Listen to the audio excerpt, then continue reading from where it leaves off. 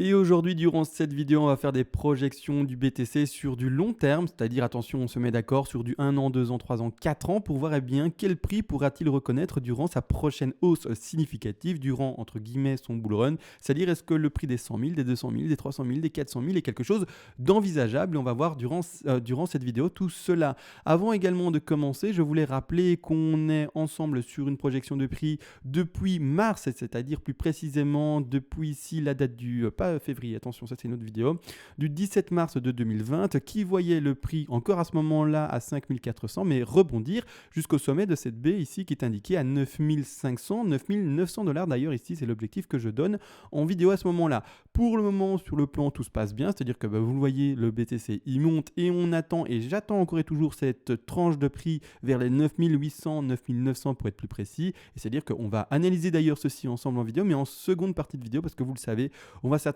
en début de vidéo vraiment sur la projection des prix haussiers. Mais juste avant, une petite intro. Bonjour à tous, aujourd'hui très heureux de vous retrouver sur le BTC face au dollar. Comme vous l'avez entendu, on va faire une analyse long terme entre guillemets, mais juste avant, comme toujours, je voulais remercier les personnes qui font des donations et qui soutiennent mon travail. Vous le savez, ça demande du temps et de l'investissement pour ma part tous les jours de faire des analyses et enregistrer les vidéos. Vous le savez d'ailleurs, quand vous faites une donation pour récompenser entre guillemets et me remercier par rapport au partage de mes plans de trading et d'investissement sur YouTube, ça fonctionne par palier, c'est-à-dire que soit vers les premiers paliers, je vous envoie tout volontiers toutes les règles d'Elliott en français. Ainsi, par vous-même, en fait, vous pourrez faire la même chose, créer des plans de trading, des plans d'investissement, peu importe, tout ce que vous voulez par vous-même, mettre des take profit partiels, mettre des points d'entrée, mettre des stop loss de manière calculée et des scénarios moyen, long, très long terme si vous le désirez. D'ailleurs, comme on va faire aujourd'hui en vidéo, des scénarios entre guillemets très long terme. En plus de ça également, c'est vrai au tout dernier palier de donation, vous pouvez me demander une analyse à la demande, une expertise sur n'importe quel actif spéculatif, qu'il soit crypto-monnaie ou pas, et je le ferai le plus rapidement possible en vidéo. Et maintenant, alors il y a une chose également qui est intéressante, c'est que souvent dans les commentaires, durant mes analyses, quand on est dans une tendance qui est soit baissière, soit haussière, et que je dis, ou que mon analyse m'indique, maintenant c'est le moment de ne plus voir la baisse et de monter, ou au contraire de ne plus voir la hausse et de descendre, et bien souvent dans les commentaires, donc c'est-à-dire quand par exemple je fais une vidéo en date du 17 mars, quand on vient à peine de connaître les grosses bougies rouges et que je vous dis, go directement pour ma part aux objectifs des 9500 minimum, clairement il faut comprendre que les gens souvent se disent, comment tu peux annoncer des chiffres si importants, si sortis d'un chapeau peut-être? Non, pour moi c'est de l'analyse, et les chiffres que je donne, c'est pas du tout sorti d'un chapeau, c'est travaillé, etc. C'est-à-dire que je vais mettre des paliers d'achat, des paliers de revente, etc. selon clairement mon plan d'investissement ou mon plan de trading. Et également la même chose dans l'autre contexte, quand on avait également vu l'objectif en date du 2 février de 2020, l'objectif haussier des 10 500 dollars pour après malheureusement chuter et aller vers les bas. Donc vous voyez ici l'objectif à ce moment-là des 10 500, le petit rectangle rouge où il y a la X, et puis par après BBC. À ce moment-là également, dans les commentaires, etc., c'est d'où est-ce que tu sors ça? Non, ce n'est pas possible, etc. Juste, pourquoi j'en parle? C'est important de faire comprendre et d'ouvrir les esprits, d'ouvrir finalement cet horizon que vous avez, et de vous faire comprendre que personne ne sait où ira le BTC. Alors pas moi, pas vous. Et je ne suis pas en train de dire que moi je vais savoir où ça va. La seule chose, c'est que je n'ai pas d'œillère finalement qui m'indique une seule route et qui me dit, par exemple ici un commentaire, c'est pas pour être méchant, c'est juste pour montrer finalement que personne ne sait. Alors ici, la personne qui a écrit a utilisé par exemple une démonstration mathématique qui a dit que mathématiquement, on ne pouvait pas aller en dessous des 6800 dollars. Autrement, le BTC, c'est la mort et ça ne va plus. D'accord? Donc, en plus de ça, en fait, je reviens là-dessus parce que quelqu'un a écrit un message il y a de ça 8 minutes, alors là, un peu plus tôt pour moi, ou un peu plus longtemps pour moi, mais ici, il dit, c'est très drôle de relire ton message quelques semaines plus tard, comme quoi les certitudes et les preuves mathématiques sont illusoires. Alors tout simplement, c'est vrai, personne ne sait où ça ira, personne ne sait finalement combien vaudra le BTC à l'avenir, personne ne sait non plus les fluctuations réelles qu'il va connaître, donc il faut arrêter de dire ce n'est pas possible. Tout est possible, si le BTC veut aller à 1 dollar, il ira à 1 dollar, si le BTC veut aller à 1 million de dollars, il ira à 1 million de dollars. Et pour moi, c'est finalement la transition parfaite pour faire la projection de prix. Premièrement, alors je suis en daily, je vais passer expressément en weekly, à mon avis ça sera visible comme suit, voilà. Je suis en weekly, alors vous voyez des très grandes vagues, d'ailleurs ces vagues-ci ici, je ne vais pas forcément en parler, je vais expliquer après c'est quoi, mais je vais en parler plus tard. Premièrement, du coup je vais les mettre en retrait, comme suit, comme ça on les voit moins. Premièrement, nous ce qu'on va travailler, ce sont les toutes grandes vagues en bleu, d'accord? Les grandes vagues en bleu sont finalement des macros.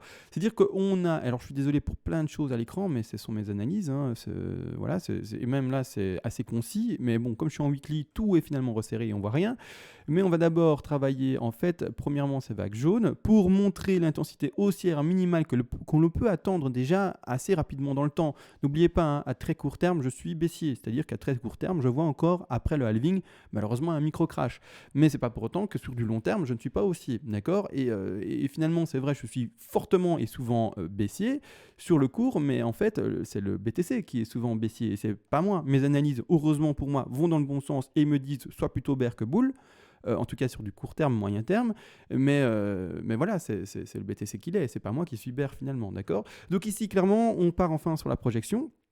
C'est-à-dire que, comme dit, on va commencer l'analyse premièrement de ces sous-vagues jaunes, et ces sous-vagues jaunes seront seulement les sous-vagues bleues, d'accord. Et ces sous-vagues bleues ici ont toute leur pertinence. Pour moi, eh bien, c'est le prochain bull run que l'on va voir. C'est-à-dire que là, les sous-vagues jaunes ne sont que la première vague de hausse que l'on va retrouver. C'est-à-dire que maintenant, encore une fois, on va partir d'ailleurs sur la projection, sur le fait qu'on ait connu le second bottom à 4000, 3009 selon les échanges, mais pour ma part, vous le savez, on devrait aller voir les 3500$ pour combler le tout dernier gap qui a été effectué, qui a été vu il y a de ça finalement quelques mois maintenant, presque un an. D'accord. Donc ici, clairement, je pose mon sommet de 1, je vais au bas de ma 2 qui est ici à plus précisément 4000$ sur Bitfinex. C'est-à-dire que mon sommet de 1 se retrouve bel et bien ici. D'accord. On va revoir bien la projection de ce sommet de 3. Alors, projection de sommet de 3 durant cette vidéo-là, en plus de ça, je vais faire exprès de ne pas avoir les projections les plus faibles. Je vais faire exprès d'être extrêmement bull. Comme ça, on a également en fait une idée du prix maximal que le BTC pourrait retrouver théorique. Attention, encore une fois, il peut y avoir des extensions, il peut y avoir des bull run beaucoup plus puissants. À ce moment-là, de toute façon, on l'analysera et on fera le suivi ensemble. Mais clairement, la projection maximale pour cette première vague 3 sont les 48 876$.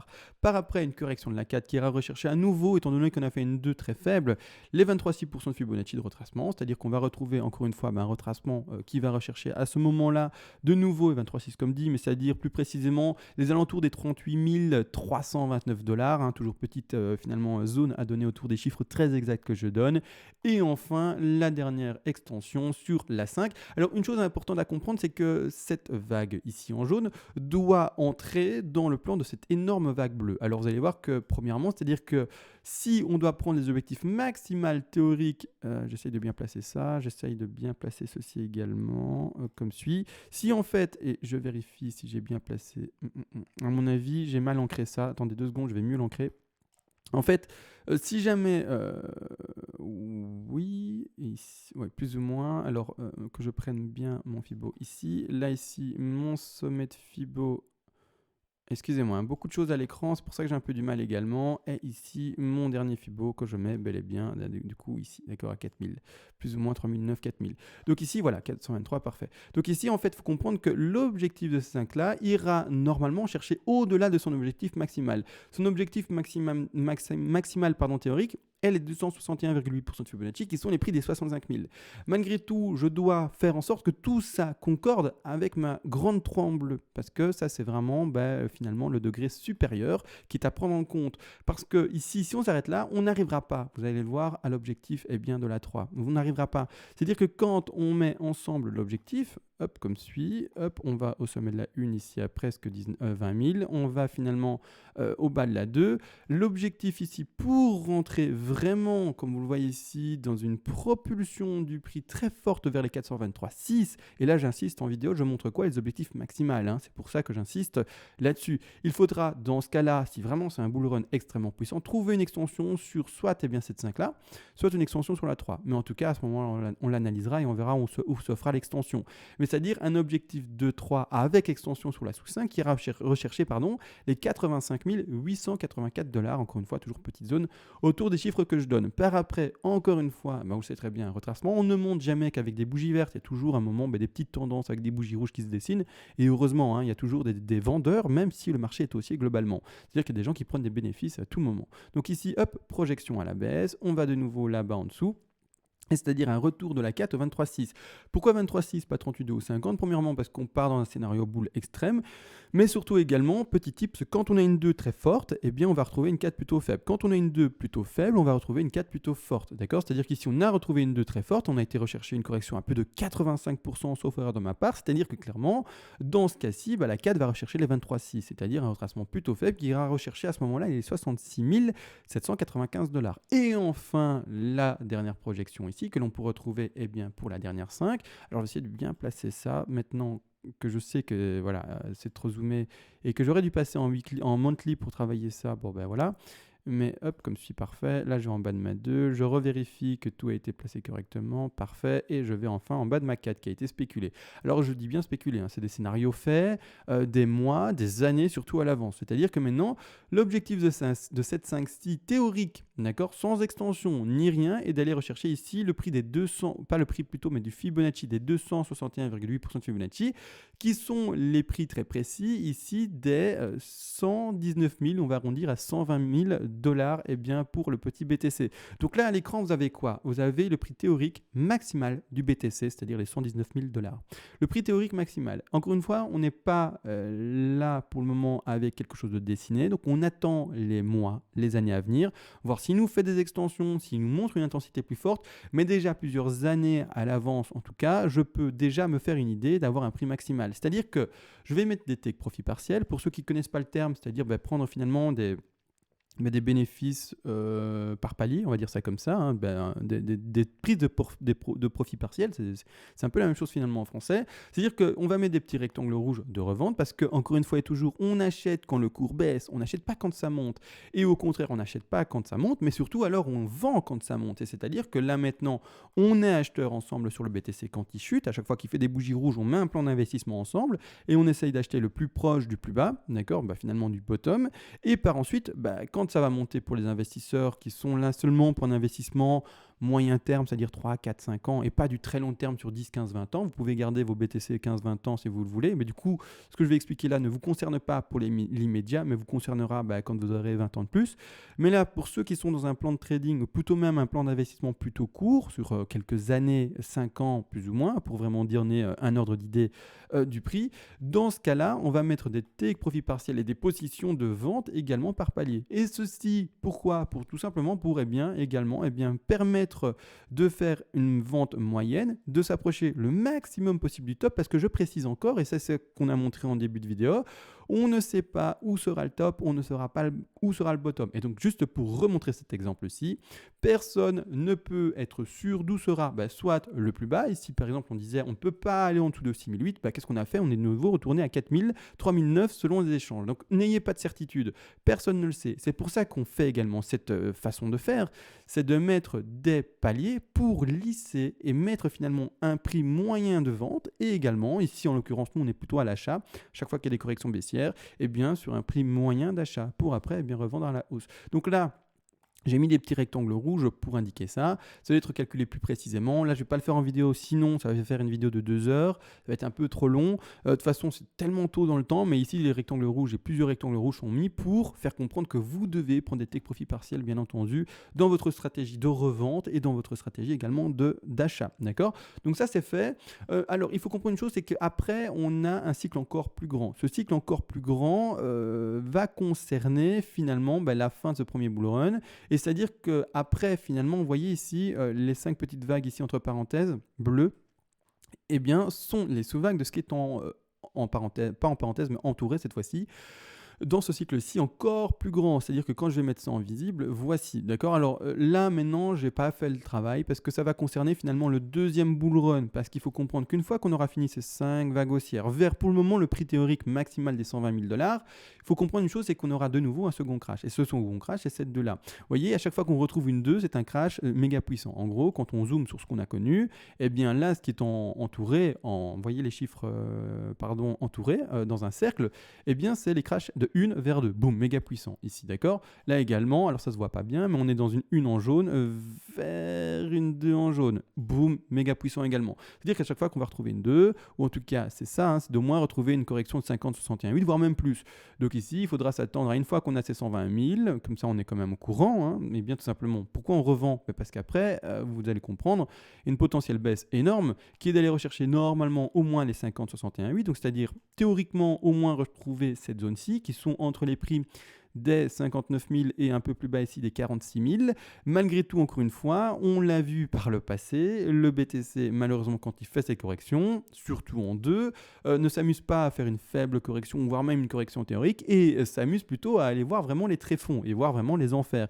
Et donc, on pourrait revoir sans problème un BTC qui va de nouveau retrouver ses gros niveaux de support, indiqués aux alentours des 19 000, 20 000 $, et retrouver de nouveau une correction qui va de nouveau presque rechercher les 85,4% de Fibonacci. Donc, retrouver de nouveau un BTC à 17 000, malgré le fait qu'il est vrai, il aura peut-être été à 120 000, voire même beaucoup plus. Donc on fait attention à ça également. C'est pour ça qu'on commence à vendre là-bas en haut, parce qu'après, on suspecte encore une fois un énorme crash. Donc c'est ça l'important, c'est qu'en plus de ça, comme nous on a en tout cas, au moment où je vous parle, on est encore dans les années où le prix du BTC entre guillemets est bas, pardon.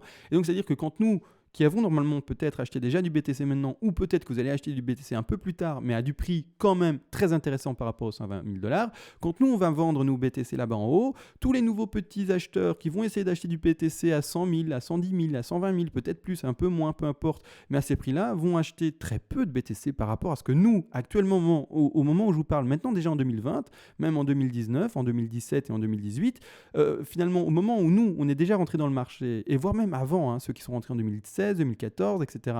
Eh bien, quand nous, on va vendre là-bas en haut, parce que nous, notre plan d'investissement, c'est de vendre, c'est plus d'acheter. On n'est plus dans le mode FOMO, on est déjà dans le marché depuis longtemps. Quand on va vendre nos positions, ça sera du BTC par BTC. Et boum, on va vendre et on va vendre. Alors, je dis du BTC par BTC. Je ne sais pas si vous avez un BTC ou plus, mais en tout cas, même si vous vendez des fractions de BTC, il faut comprendre que ceux qui sont à 120 000 et qui vont acheter les tops, ils ne vont pas acheter une petite fraction de peut-être 0,1 BTC, mais ils vont acheter beaucoup moins parce que vous n'avez pas forcément 120 000 à investir. Il y a des gens qui ont 1 million pour faire du trading et de l'investissement, mais il y a des gens qui jouent peut-être avec 1 000 $. Il faut comprendre. Et c'est-à-dire que tous ces petits nouveaux investisseurs qui vont essayer d'acheter du BTC parce qu'il fait que pumper à 120 000, c'est au moment où nous, on va commencer à vendre avec nos paliers, et c'est au moment où nous, eh bien, finalement, on va faire crasher le cours, parce qu'on aura beaucoup de BTC, entre guillemets, par rapport aux nouveaux nouveaux entrants. Ils n'auront aucune puissance. Les nouveaux acheteurs, à ce moment-là du prix, n'auront aucune puissance par rapport à nous, qui allons vendre en masse, parce que on va prendre l'argent, tout simplement. On va se dire, waouh, 120 000, rentabilité de dingue, c'est notre prix théorique, c'est notre plan d'investissement et plan de trading qui nous invite de vendre là, et donc on va vendre là. Et donc boum, boum, boum. Et le prix à ce moment-là, malheureusement, les petits acheteurs qui achetaient du 120 000, boum, crash, et encore une fois, des illusions, et encore une fois, le BTC c'est de l'arnaque, etc. Vous le savez.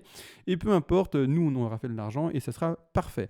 Donc là, maintenant, je ne vais pas faire les projections après parce que ça correspond au futur bull run. On n'a pas encore les chiffres réels, etc. Et bon, là, ça ne nous intéresse pas. Nous, on est dans ce premier bull run. Faisons le second crash avant de commencer déjà de parler du troisième bull run à connaître. D'accord? Donc clairement, on ne va pas le faire maintenant. Ça serait pas utile, je trouve, comme travail. Donc ici, clairement, on a vu ça. Durant cette vidéo, est-ce que je voulais voir autre chose? J'essaie de voir si j'ai parlé beaucoup de temps ou pas. Je pense que j'ai parlé au moins 20 minutes. Donc on va arrêter la vidéo là. Je pense que j'ai pas parlé du plan très détaillé en fait. Je pense que j'ai pas parlé des sous-vagues actuelles. Écoutez, j'arrête la vidéo là. Si il me semble important de faire l'analyse, en tout cas des sous-vagues durant cette journée-ci, je le ferai. Donc je parle bel et bien quand on zoome. Par exemple en 2 heures, je parlais bel et bien de ces sous-petites vagues ici qui sont à l'écran, donc des trucs minuscules qui concernent finalement que les traders, les investisseurs, ça ne vous concerne pas, etc. Ça, je le ferai en vidéo aujourd'hui si j'estime c'est important. Autrement, si c'est pas fait aujourd'hui, ça sera fait demain et j'en parlerai demain. Mais je vais éviter de faire une vidéo de 4 heures, j'ai pas envie du tout. Encore une fois, les vidéos sont parfois trop longues et c'est ennuyeux, et même pour moi. Donc voilà, on a tout vu. Merci à vous encore une fois d'être là et toujours là. Et bien d'ailleurs pour aujourd'hui, un travail un peu différent d'habitude de cette projection de prix théorique haussier. Donc les 120 000, 119 000 pour ma part, prix théorique haussier. Donc voilà, on a tout vu. Merci à vous et ciao.